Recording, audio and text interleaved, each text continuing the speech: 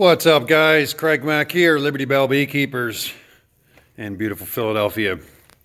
I had a few minutes and I wanted to just go over the latest custom hive that I built.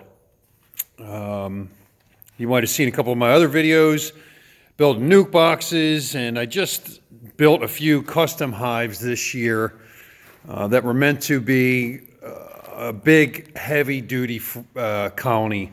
Big heavy-duty box, thick walls, deep frames, small entrances, similar to a cavity, you know, like a log hive or a tree cavity. Some of them I already did. This one here I already showcased. It's a 5-frame, basically a double deep, meaning it's approximately the same depth as 2 deep boxes, approximately 2 feet from top to bottom, but only 5 frames wide. This is another one that I just finished not that long ago. It also did a video about. This one's a little bit bigger. This one is 8 frames, but same concept is applied. Thick walls, deep frames. Meant for the same thing, to mimic that tree cavity or that log or that wall or whatever it is the bees find that's warm and dry that works for them. Plus it kind of looks neat. I got a lot of compliments on this one, and I got to say I'm really happy with it as well. That brings us to my latest, this guy right here. I'm not quite sure. Well, the inspiration came from this one due to bad lumber. The lumber that I used on both of these colonies here is old housing lumber.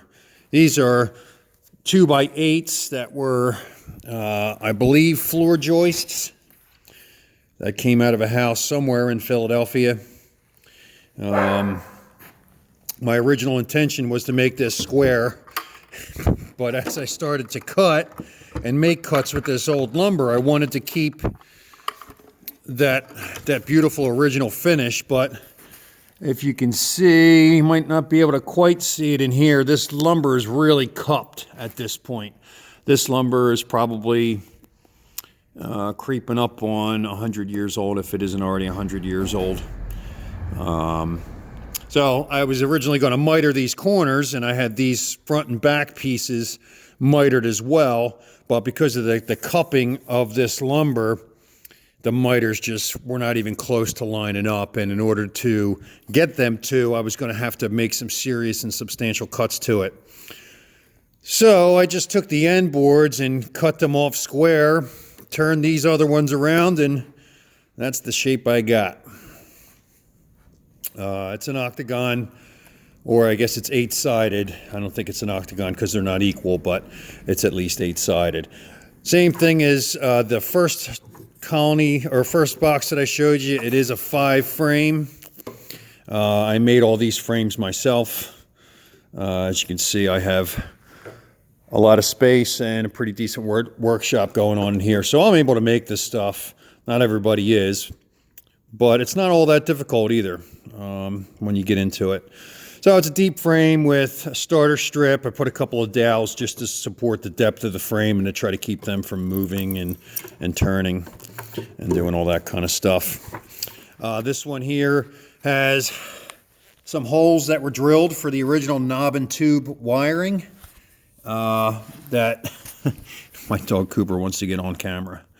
The knob and tube wiring that they used to use, they would put a ceramic tube through the lumber, and the wire would run through it. Now, a lot of times that old wire wasn't sheeted. It didn't have any coating on it like today's wire does. And the coating that it did have on it long since dry rotted off. Most of it was either a cloth or a paper coating, and it was great for a little while, but it wasn't going to last forever, and it certainly didn't. And the system itself is not a bad system. Knob and tube wiring isn't a terrible system, but it's just completely inadequate for our needs of today and not safe any longer. So usually when we come across it, we pull all that out. Sometimes it's replaced with new wiring, but most times it's just replaced with normal Romex cable, 3-wire cable, 2 wires in the ground. So in between these, I had built these, just kind of these picture frames and left them square, just to kind of give it some character. Philadelphia has a lot of bow windows, and this kind of reminded me of a bow window. Along with those 2 front entrances, I got another hole up towards the top. All these are kind of pitched. They fire upwards, so no water is going to get into this colony from these entrances at all. All these seams have been caulked and glued. Most of the caulk is done curing, but it hasn't been above about 45 or 48 degrees in the shop here for a while. So a good warm day, I'm going to take them outside and really let that stuff cure up. I just used some studs that I cut down and put a tenon on the end of, and glued them and pinned them in place, and it's pretty sturdy. My lid here is, this is all 2-inch foam, similar to what you see right here. Same stuff. That's what all these lids, this lid is made completely of that foam and wrapped in billboard vinyl. This has a 2-inch layer of foam on the inside of it, and this is 3 layers of 2-inch foam. It has a wooden frame, and there is plywood on the inside just to give it a top, but the whole top is that insulating foam.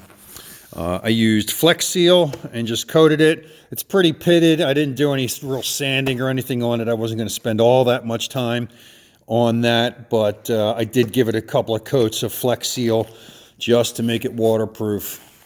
And I'm really happy with the way it turned out. I'm looking forward to these things getting out and getting some bees in them. I'm looking to have them build up and throw swarms. That's the whole idea with these. Give it as natural a possibility to replicate the scenario as I can. This is just for fun.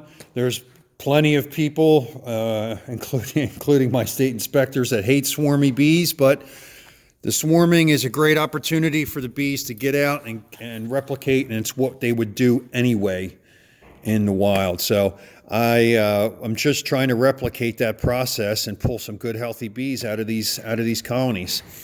As of right now, I'm not sure where I'm going to place them. I was hoping to have a beautiful big yard to put it in, but as of right now, I'm probably just going to end up in my bee yard on the roof, although I am kicking some other ideas around about maybe possibly a giveaway or some kind of contest. I don't know. I got some ideas, but I'm still thinking them through. And that's it. Just wanted to show my custom hives. I had a blast making them. They're elaborate and a little bit artistic, but not that difficult to make. And I'm sure you've seen a bunch of different scenarios with people using all kinds of things to keep bees in. They'll really, if they're warm and dry, they'll do just fine. The reason we put them in boxes and put them in frames is that way we can take their resources, meaning wax and honey. But these hives are, like I said, not meant to be the same kind of thing as a Langstroth box would be. So, just wanted to show you guys that you can have some fun keeping bees. You can make some cool stuff, learn some new skills, and come up with new ideas based on your research. Once again, research. Do as much as you can, and you'll be much more successful with your bees. I'm personally a treatment-free beekeeper and believe that's the way, but to each their own. If you're choosing to treat your bees, don't be disappointed if they die. Treatments aren't a guarantee. Bees die all the time. There's plenty of discussion about mites and mite bombs for people that don't treat, and I don't subscribe to that theory. Personally, there's a lot of holes in it. To me, it's just an excuse for people to feel better about losing their bees. Yes, Varroa cause disease and do cause collapse, but there's plenty of bees that are still living with Varroa and living with those diseases and learn how to manage them. And I think if we give ourselves a little humility and stay out of the way, that the bees are going to do just fine. And they're proving us right all the time. I got a whole roof full of them right now.